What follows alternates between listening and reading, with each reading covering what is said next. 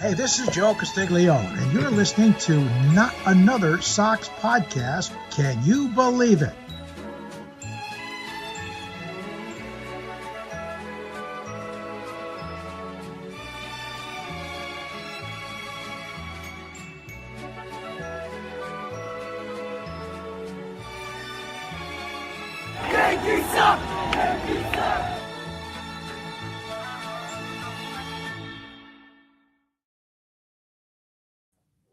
Buenos noches, amigos, and welcome to another episode of Not Another Sox Podcast.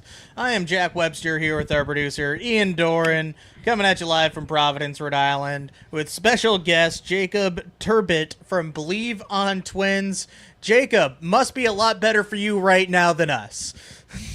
I guess a little bit. Obviously, coming off a sweep, little bit better for me. But I mean, I hate to break it to you guys, but I'm actually from Rhode Island as well, so I am actually a Red Sox fan. But just doing the Twins podcast, but I still will brag it in your face a little bit about the sweep.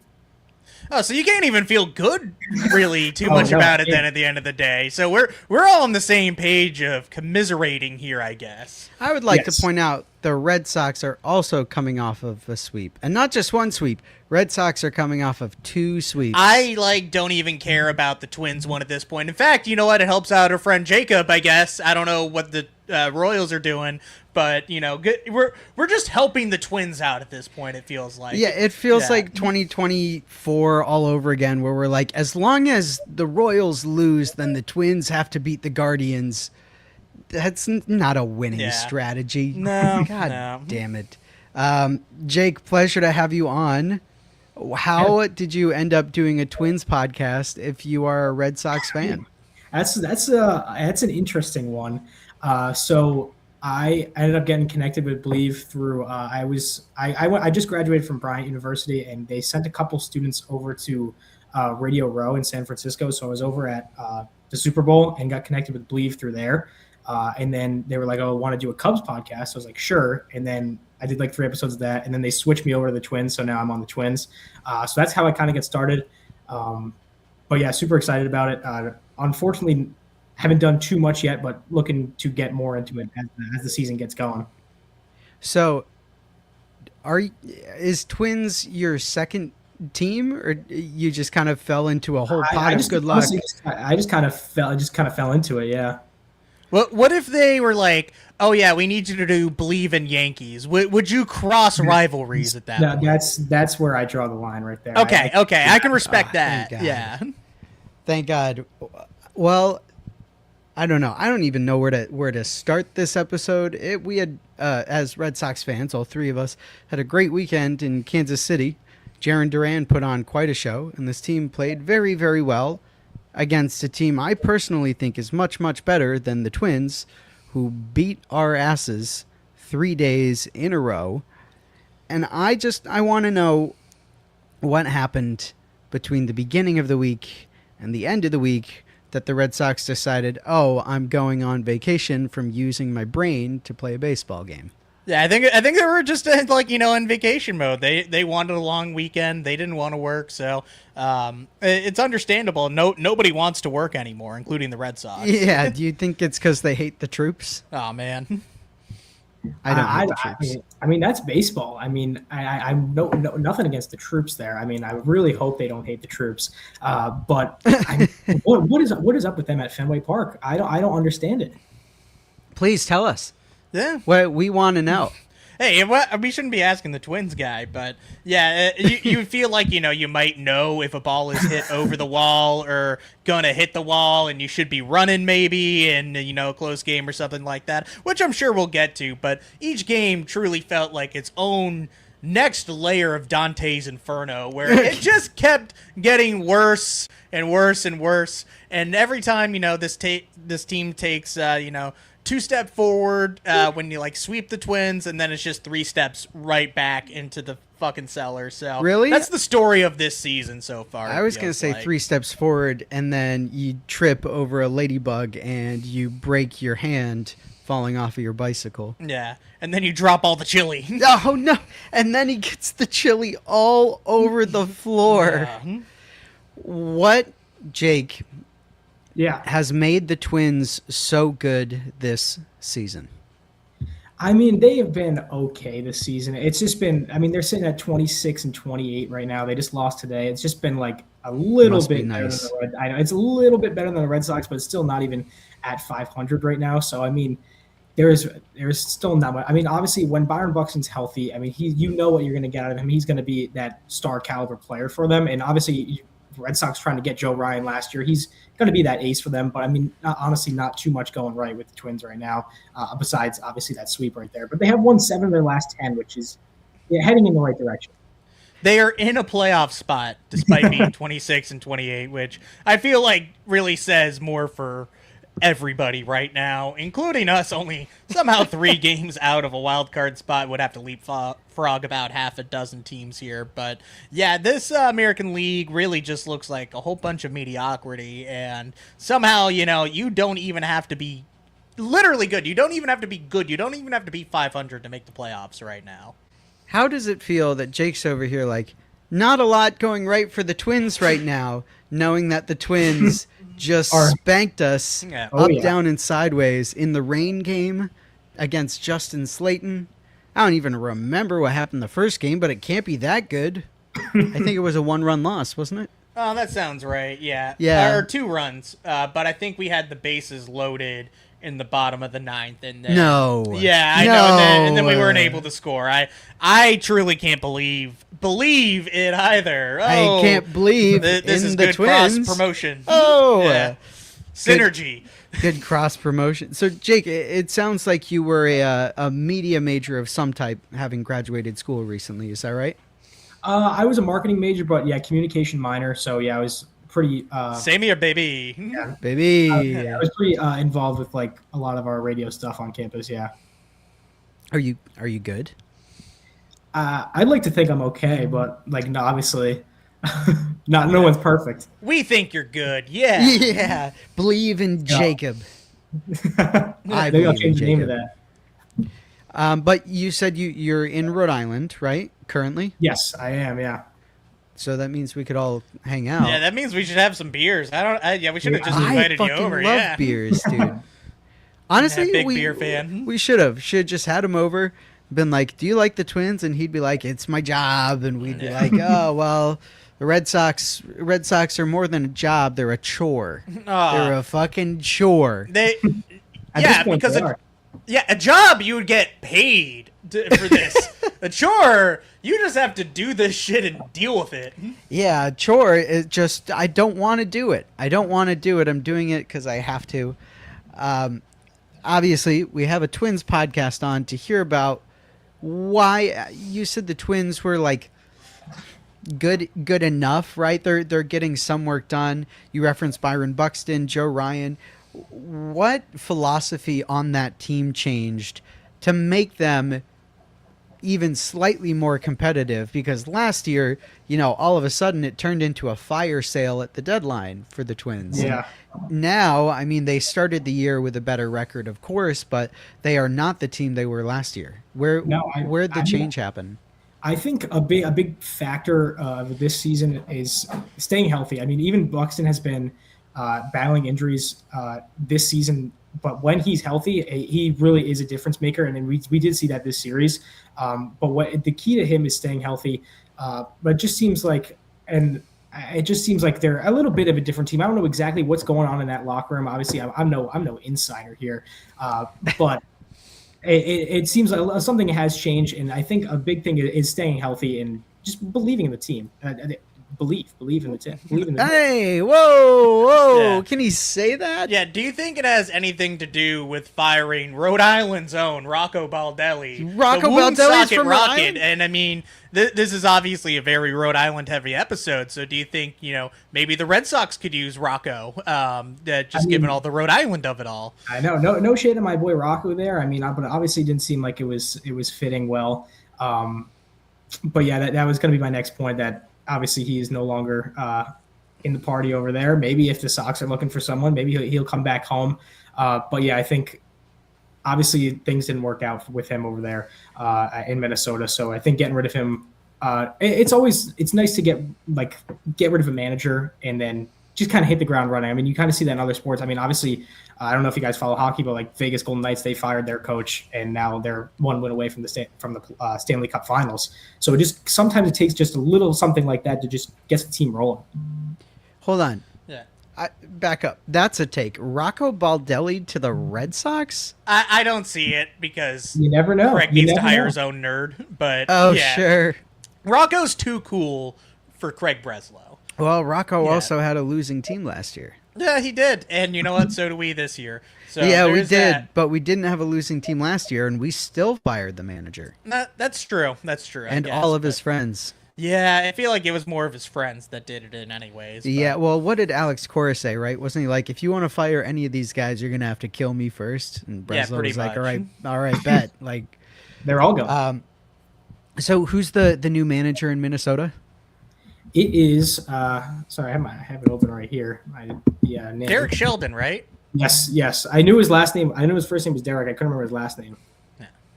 Yeah, I think he managed a few other teams before, so I feel like, the Red Sox do hire somebody. I'm hoping it's somebody with, a bit under their belt where, Sure. we have had, some luck with first-year managers in the past. Really, actually, just Alex Cora now that I'm thinking about it. Yeah. But, yeah, let's maybe try something different. Sure. You don't think Chad Tracy's the long-term guy? No. Okay. Yeah. Is it because this team is not playing well, or do you think it's just not his? I don't think it's his fault by any means with the way the team is playing right now, but it's just a matter of if he's able to really get through to a lot of these young guys and kind of turn things around, which isn't the case quite yet. I don't think they're going to hire somebody mid-season at this point. What's the point even? Unless you're really trying to turn things around and you have your number one candidate, just lined up, ready to go, kind of like what the Phillies were ready to do with Alex Cora, Sure. Immediately after. So I think it's going to be a little bit of a longer process. I think we're going to see it, at the end of the year. Hopefully Chad Tracy sticks around in some role. I'd love him even as the bench coach potentially. Yeah. But yeah, I'm not saying the lights are too bright for him or anything, but he is, probably not the long-term answer, or, if he was, then it's going to really have to turn things around right now, essentially. Yeah, I think he's doing as fine as he could be doing with the roster he was given halfway through his first year in a new job. So, I mean, you just can't blame him for the work that's being done. And I agree. They might be looking for a more long-term answer there that is not Chad Tracy. But is there anyone in Minnesota that the Red Sox could use? Jack, that is a question for you. I know you know the answer. I have one name in mind, and he is not currently on the Twins. He is in St. Paul or wherever your AAA team, and he has gone yard 4 times in 4 games, and that is Royce Lewis. You guys can't figure him out. He needs a change of scenery. The Red Sox could use some third base help for sure. There's not a lot of names really out there that are going to help us immediately or in the long term, so I feel like wouldn't really cost too much. We send us some lottery ticket back, essentially.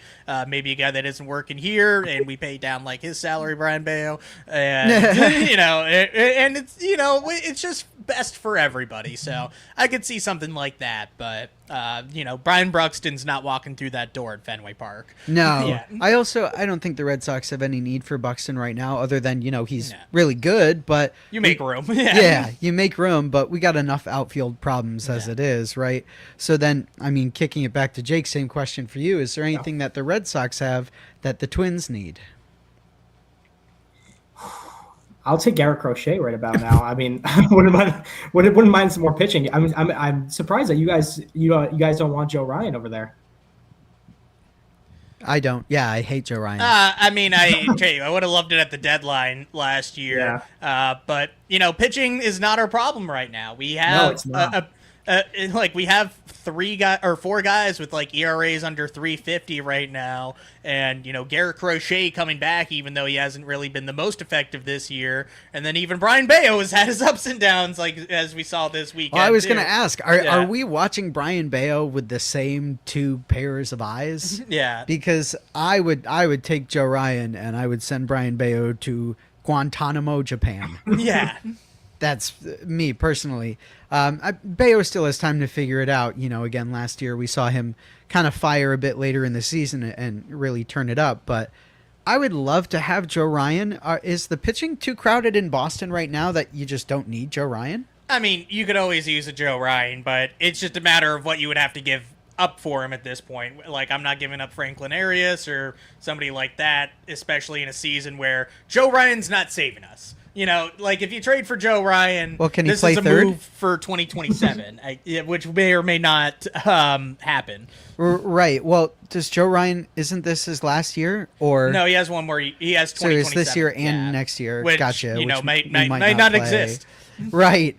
Well, I mean, for the Twins, Jake, does that team succeed without Joe Ryan? And like, obviously, who doesn't want Garrett Crochet? But if you were to look at this team and not pick a player getting paid $30 million by, Craig Breslow, is there like a realistic piece from the Red Sox that puts the Twins back in the driver's seat of their season?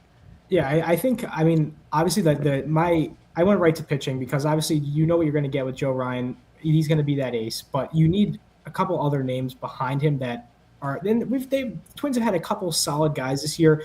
Obviously, you're not going to go out and get Garrett Crochet and trade everyone possible, but even someone a little bit younger or a little bit of a smaller piece, maybe like a Peyton Tolley or Conley Early, something like that. That hopefully don't have to give up too much for him, but that could be a good piece right now and into the future.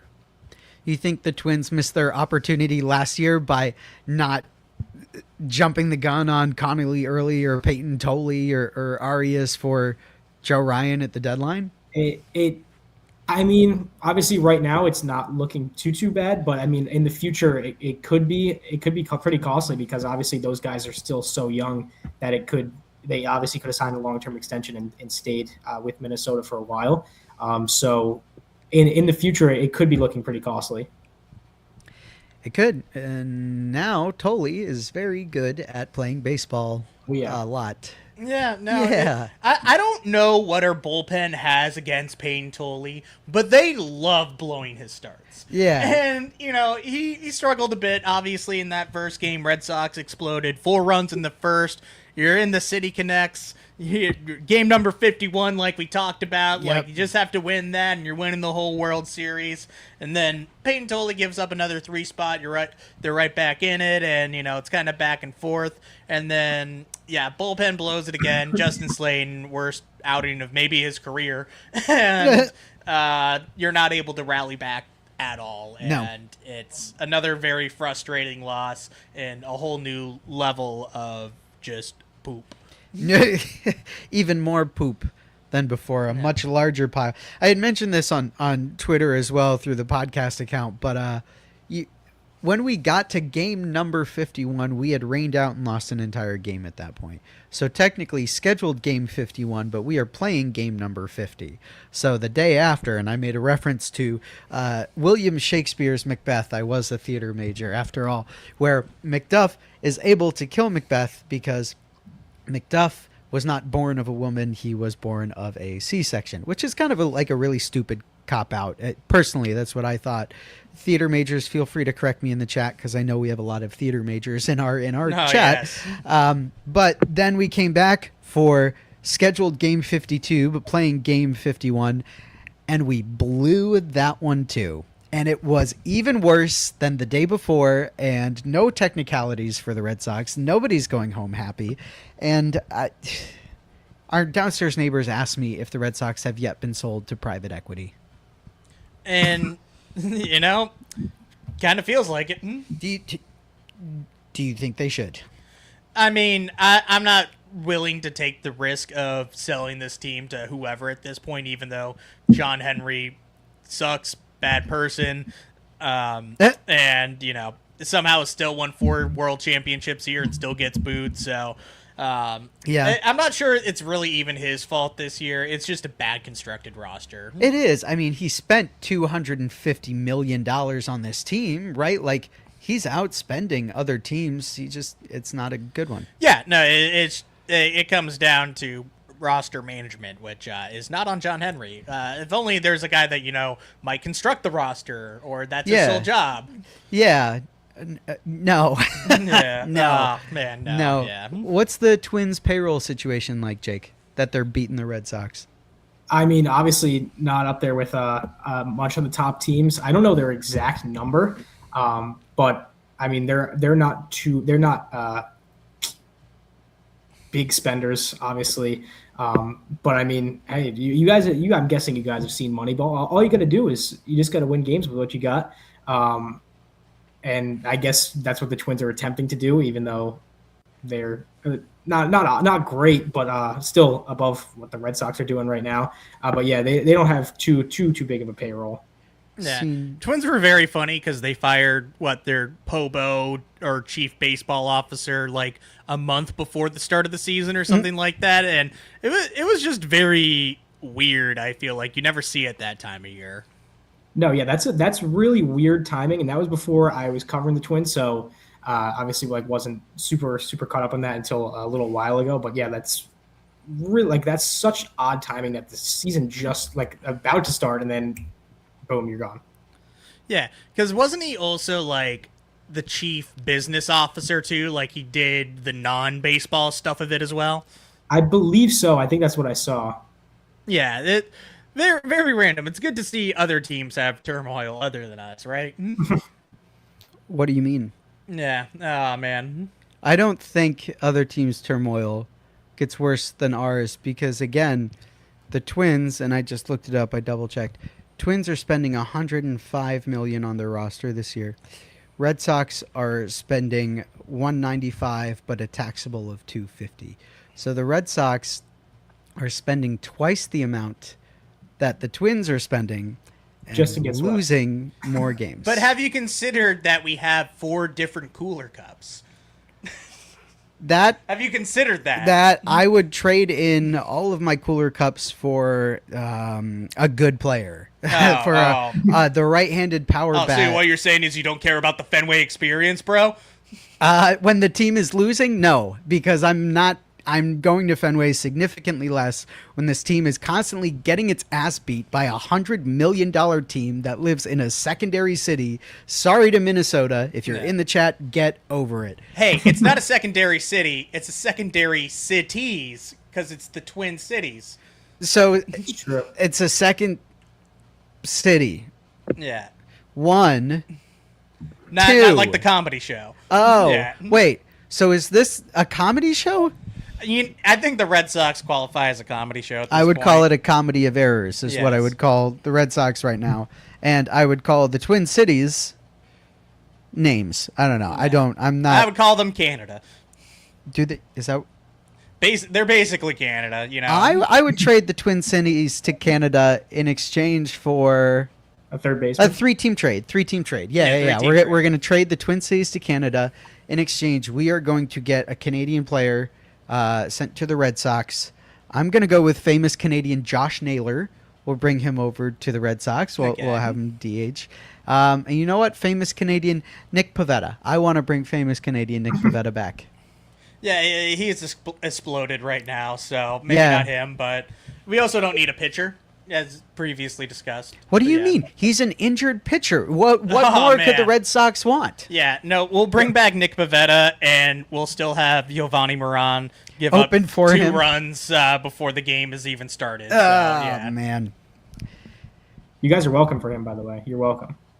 That's right. And we got Mickey Gasper back in the end. Hey. Mickey Gasper went to Bryant University, so that's my favorite player. I love Mickey Gasper. Did he really? Yeah, they learn something new every day. What's next? Jeremy Pena? Yeah, Jeremy Rhode Islander? Yeah. He also he didn't go to college here, but he went to classical. No, he didn't. You're just Yeah, making that up. I feel like they would have mentioned it on the broadcast once or Yeah, twice. what are we- If Jeremy Pena was from Rhode Island. I feel like, it's one of the, like, whoa, what's next? Max Fried and Lucas Giolito and that one other guy all went to the same high school. Yeah. That blows my mind. Yeah. Jack Flaherty and Walker Buehler Jack have never Flaherty. met before. Yeah. There you go. I did Fanatics clearance sale the other day. I got my Walker Buehler jersey for I think $4.99. Quite proud of it. I'm gonna wear it everywhere. They should have paid you $5 for that. Yeah. Why? Did something happen with Walker Buehler? You guys tell me. You guys tell me. Yeah. Actually, I think Walker Buehler makes the Twins a better team. Sure. Maybe. Am I building the roster correctly? I mean, according to John Henry, yes, you are. You know what? I'm turned on by the idea of Royce Lewis now. I kind Yeah. of like that. What do you have to lose? At this point, It can't go any worse. Yeah. so Jake, then I will ask you as a Red Sox fan. I know you're primarily our Twins voice in the room right now, but as a Red Sox fan, we are now aware that Craig is once again trying for a right-handed power bat. God forbid he's had a year to get that fucking job done. He's just coming back to it now. Who's available? Who do you like? How do we get them? That's a tough one. I mean, it seems like when he always says, I'm going to go get someone that's going to help the team, but he doesn't get someone that helps the team. He's like, oh, he's going to get someone that contributes, but it's not going to be that big difference maker. So that's just what he does. He doesn't get a huge difference maker. He just gets someone that's going to contribute a little bit, but also that the fans are going to hate. And he thinks that's a good job, but it's really not. So that's a little bit unfortunate. But I don't know who's available out there, but I mean, wouldn't it be nice to have a guy like Alex Bregman right about now? Who? Yeah, I wish we could just trade for him too, but there's a clause in his contract where, funny enough, he's not able to be traded. So I didn't know players could do that. What do you mean? Yeah, but personally, I don't think any right-handed bat is walking through that door at this point No of way. year. You really got to consider more of 2027, where hey, maybe you could just go out there and get that guy that's your long-term third baseman because it's not necessarily in the system right now, or it could be second base, could be shortstop because you can move Meyer all around realistically.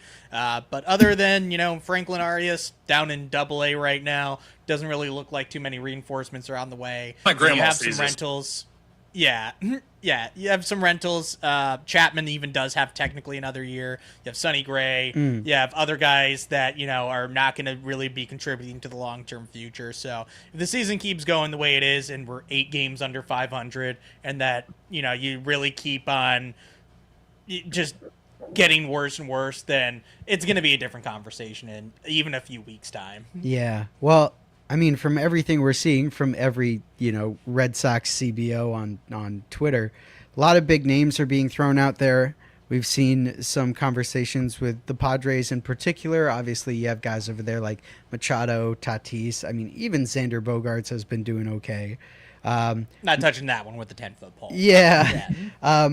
Mike Trout is a name that's kind of been thrown around. I think unrealistic, but if Angels are willing to eat half of that contract, like maybe. I don't know what other power bats are out there, but I think you got to eat half of someone's big ass fucking contract to get a right-handed power bat to this team right now. Oh no, we'll just get Trevor Story back. Jake, do you want to tell him? Do you want to tell him? Tell him what? Yeah. Oh man. Yeah, Trevor Story is he's going to die. That's such a bummer. I mean, of the 5 years we signed him to, and we had 3 excellent months out of Trevor Story, and Just Wow, cancel it. three out of 50 months. yeah, and then what was it? Sports hernia? Yeah, What is that? Is it's his groin. how they know that's not just his peanuts? Yeah. And it was so funny with that saga. We talked a little bit about it with Owen last week, but it's just like their doctor, and you're like, he is dead. He is literally a ghost right now. Like he was in an accident 20 years ago and just has been hanging out ever since. If you're getting a third opinion on something, I like what he does for the clubhouse. I like the 3 months he gave us last year. I think Trevor Story is unk, and he's chopped, and it's about time that we turn him into glue. There's a few guys on this team I'm ready to turn into glue. Name all of them chronologically by birthday. Oh, man. Yeah, man, by birthday, you really threw me in a curveball there. But there's a lot of baseball reference. Yeah, Did you say curveball? Like, you know who throws a good curveball? Craig fucking Breslow with this team that he gave me this year. No, but it's Jake, we're right at about our half-hour mark. We are very happy that you were able to come on. Tell us a little bit about what the Twins are looking like. That they're still floundering a bit, but somehow able to put the pieces together. Where could fans find you if they wanted to know more about the Twins? Yeah, of course. Bleav In Twins. That's going to be popping. It's about to become the podcast of the year. It's going to win national awards. That's what I'm hearing. Yeah, so that's the place to hear all about the Twins and what they're gonna their fight for the playoffs right now, third in the AL Central. So if you guys want to hear more about the Twins and their fight for the playoffs, Bleav In Twins is the place to go. Or Jacob Turbot on Twitter. Got to get that more active as well.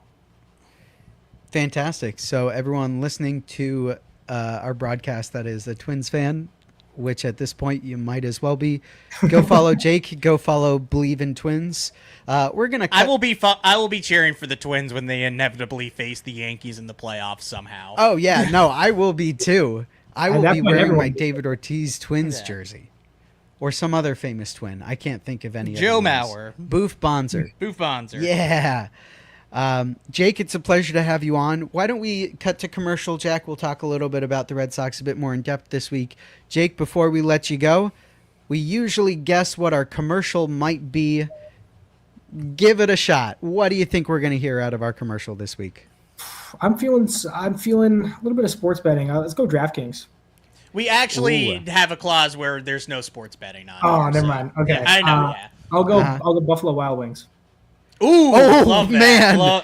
Love those bottomless apps. You know what, Jack? You should just double down on that one. Yeah, I'm doubling down. You know what? I want it to be B-dubs. A big fan. Double it. Give it to the next guy. Yeah. Let's go to B-dubs. And Jake, thank you again. Dang it. Welcome back from commercial.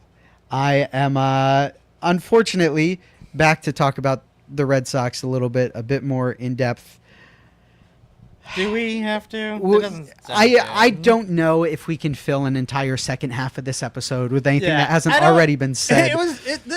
Let's talk a little bit about that Royal Series. It doesn't even matter at this point, but it was nice seeing some of the power come back, specifically, obviously, Wilson all year. Duran had some big hits. Pitching was good. Really felt like you might be finding your groove since we saw a whole week where we weren't scoring more than 3 runs, and then we finally kind of broke out and hey, we're only a few games out of 500, and we're like 2 games out of a wild card spot, and then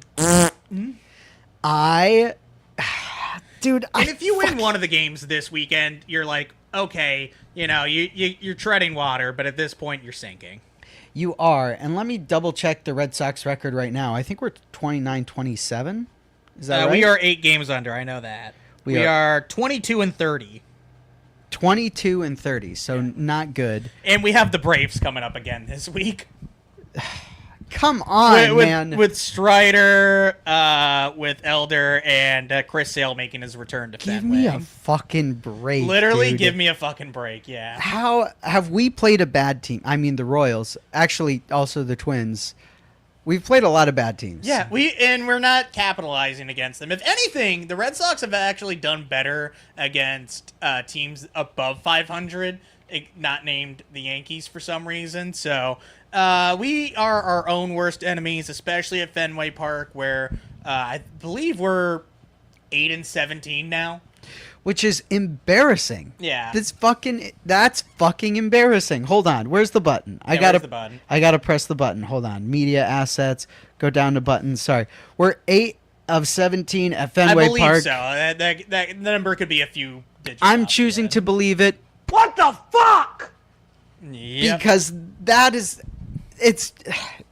isn't this team constructed to be good at Fenway Park this year? Yeah, you would think so, or you would think, if there is a ball hit off the monster, you might be running in the bottom of the ninth, and you might actually, know the dimensions of your own ballpark if you have been playing there for a few years. So just more frustrating, lack of fundamentals, lack of coaching, which obviously you're going to get when you have an unexperienced staff. Worst third base send I've ever seen in my entire life in the bottom of the ninth on Sunday. Yeah. Just dog shit all around. Yeah. I did see Chad Tracy respond to that a bit, which I guess there was more logic to sending him than I initially thought, but I can't believe you wouldn't be playing a more conservative third base send at that point, because the wild pitch would have tied you the game. Yeah, or the balk. But yeah, the balk would have tied you the game. You would have had that tying run at third base at that point too. So, and you had the top of your order. You did have Jarren Duran coming up. You did have Sadon, who's had a lot of clutch moments, coming up in that ninth spot. But it really just felt like that game was over, even with the game tying run at third base. Once you had that horrible just out at home plate, and it feels like we're due for one of those 4 times a year at Fenway, where we should have tied it, and it's just bad base running, bad fundamentals, and it costs you games. I'm starting to think the third base coach position is cursed. Yeah. Who was that before? Fabulous? It was Fabulous a few years ago, but it was Kyle Hudson before the end of the season. I had no problem with him. The outfield defense was never the problem with this team. There was a few times, you get thrown out of the plate, and that's okay for every once in a while, because you have to be a bit aggressive. If you're not having some of those mistakes, kind of like if you're not getting caught stealing at all, it means you should be doing it more. There is a bit of a fine line, but that one was beyond egregious, and that one really was just the biggest fucking punch in the penis that you're ever going to see in your entire life. Right. And to recap for everyone listening to us that didn't see Chad Tracy respond to that, the reason they chose to send him is because this was the rain game, which truthfully, I thought the rain game was kind of cool to be able to watch, but obviously all the fans that sat through it to watch their team lose for stupid, idiotic mistakes, very, very painful. But they chose to send him because the rain visibility is not great. The grip on the ball, especially for a relay, would not have been great. Connor Wong, solid enough base runner, right? He's got some legs. So then why wasn't he running? The decision to send him in that case was because they expected the weather to play more of a factor against the Twins relay than it did. But, I mean, it's routine baseball. Twins got it home in time. They got Connor Wong. It cost you the game. No, Connor Wong and IKF both thought that ball was out of the ballpark, and they were already celebrating. We saw it with that Reese McGuire play 2 years ago, where he had his fist up and everything, and then he ended up getting picked off. That was that same thing. You don't know the dimensions of your own ballpark, and hey, there's no reason not to be running there and not being given it 100%.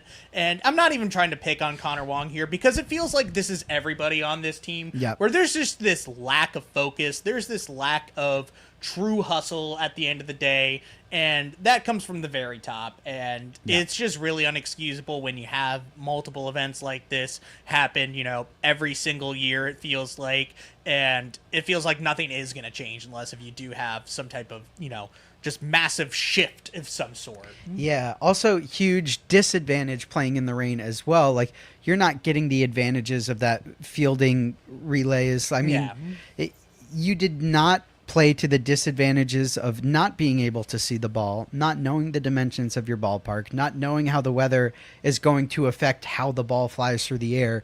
Just really, really, really, really tough to not play a conservative game when you have the tying run at third base and you have the winning run on second. So it turned into a very poor decision to get swept at home by the Twins. It just was the cherry on top of everything from not only this weekend, but from the whole season. It just really, if you could pick one play to describe, or one inning to describe the Red Sox season, it is that.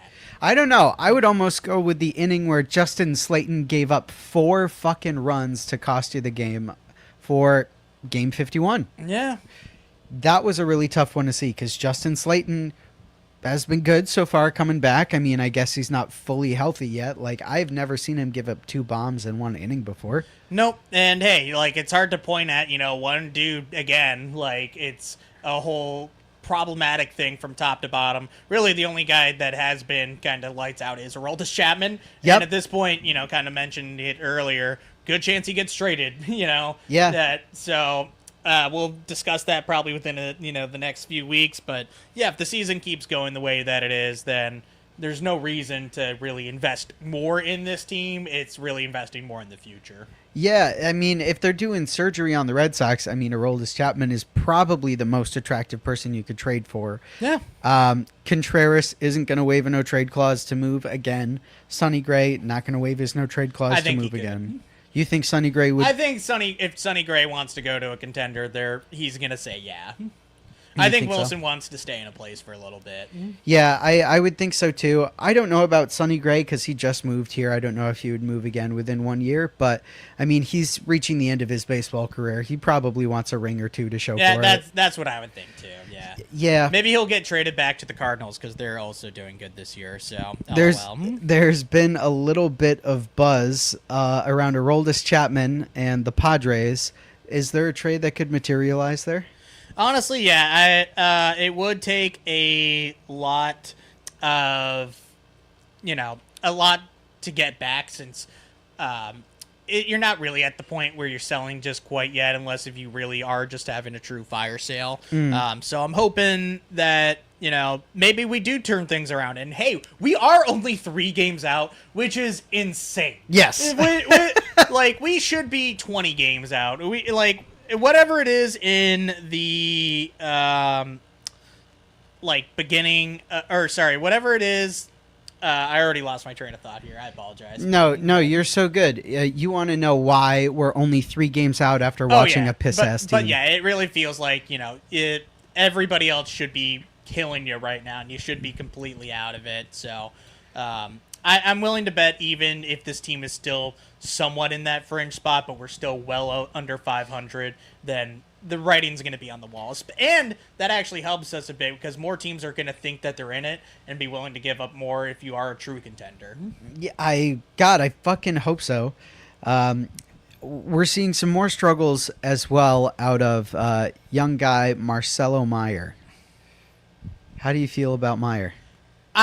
I'm glad to see him back at short. Obviously, offensively, it has not been that great of a season for him. Yes, correct. Still on base under 300, only 2 home runs, not really slugging the ball a lot. So I am hoping that we see more out of the kids. Hopefully Roman comes back. Maybe we see something out of Christian Campbell, but it's not like he's killing it in AAA either. So I feel like that was the big reason, why Alex Cora did end up getting fired is because, the young guys weren't coming out and performing, and they're hoping Chad Tracy might be able to turn that around, given that he knew a lot of the roster already. So hopefully we see it a bit more. And you know what? At this point of the year, Marcelo Meyer should be playing shortstop just about every single day. You should be seeing what you have with Nick Sogard. You should be even seeing what you have with Mickey Gasper and a lot of these younger guys. Since obviously all the other dead meat on this roster, just no need to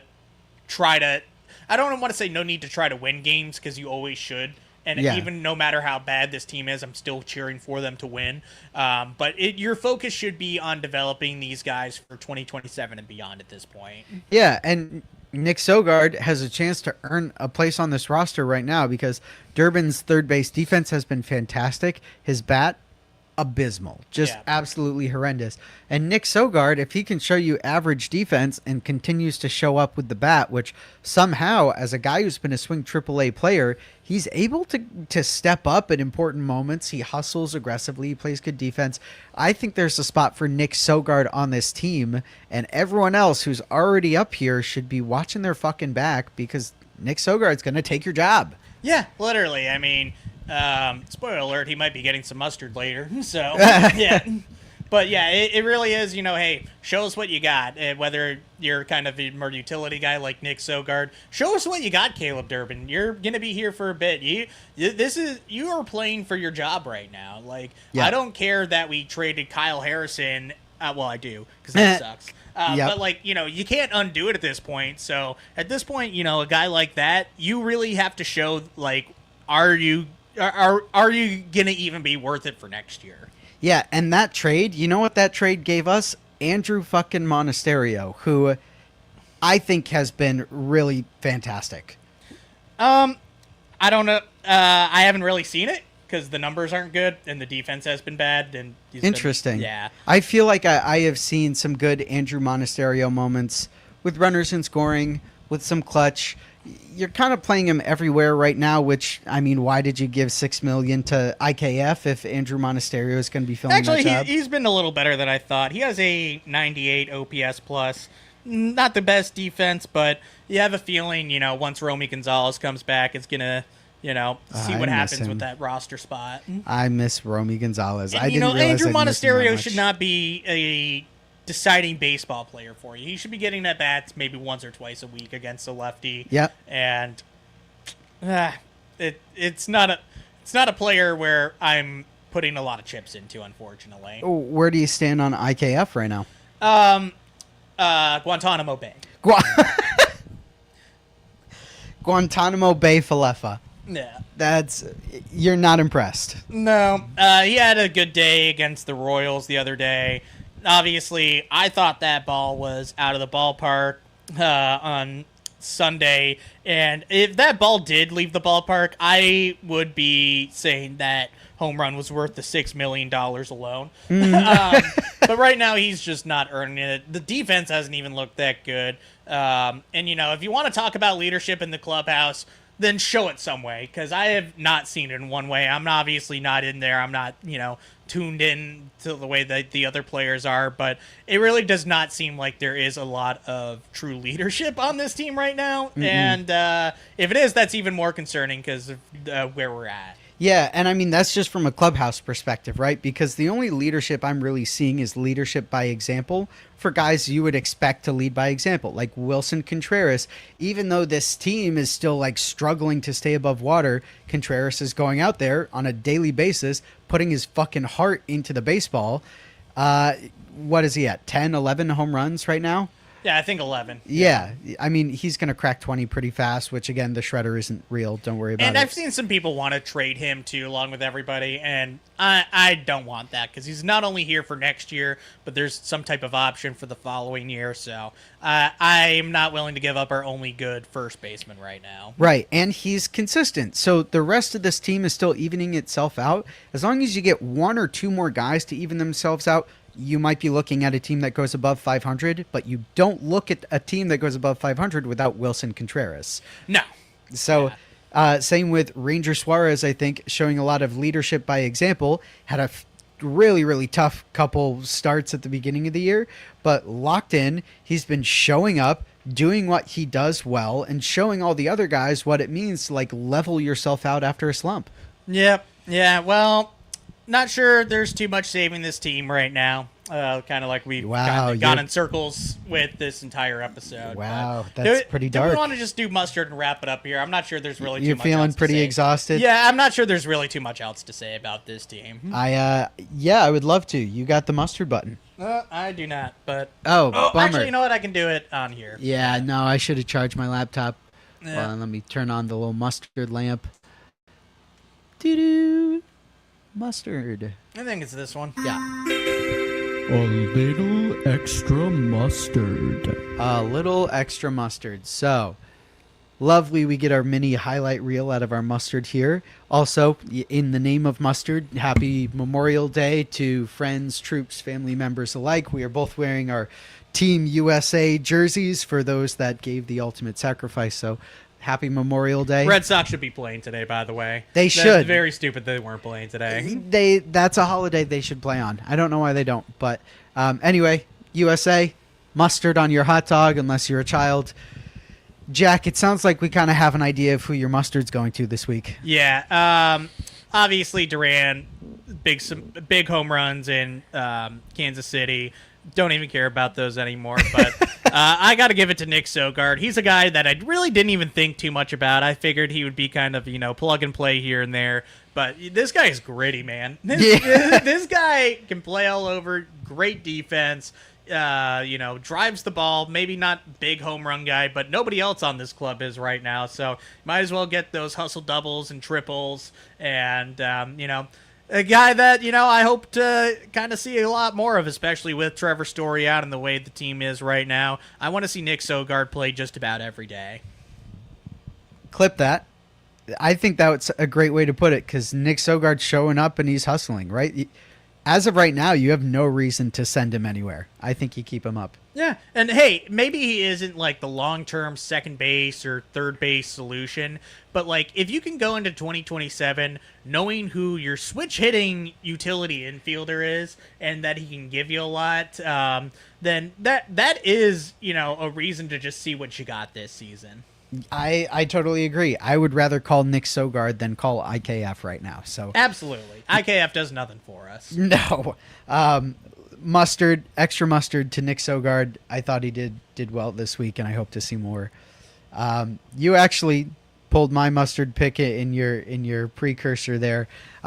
This week, I'm going to give a little extra mustard to Jarren Duran. Obviously performed at the top of his ability in Kansas City. But in particular, he had a long run from left field, like left center field, did a full run all the way to the wall for that foul ball. I think someone had hit off Peyton Tolley.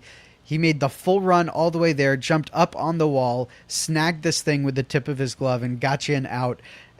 Outs fucking matter. And Jarren Duran's defense in the last year, you've been looking at a bit, and to see that he still had the speed, capability to make a full sprint, catch what seemed to be an uncatchable ball, I think he gave that defensive play a little extra mustard. Yeah, no, good pick for this week.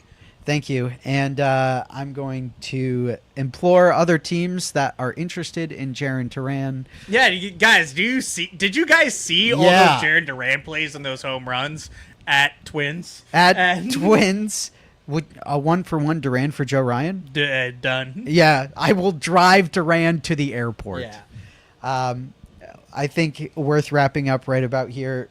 Just exciting week and then abysmal week, and all you can do is hope the Sox figure out a way to turn it around. Though. Yeah, we'll see where we're at next week here. I'm still gonna be watching this shit and complaining the whole time. Yeah. Fine, but I'm gonna complain the whole time. Literally. I should add that bit to the soundboard too. Yeah, you know what? Go right ahead. Yep. You think I should? Yeah. Wonderful. Well, you got the button for us today. Okay, I love you. No, bye. I love you. Okay, love you.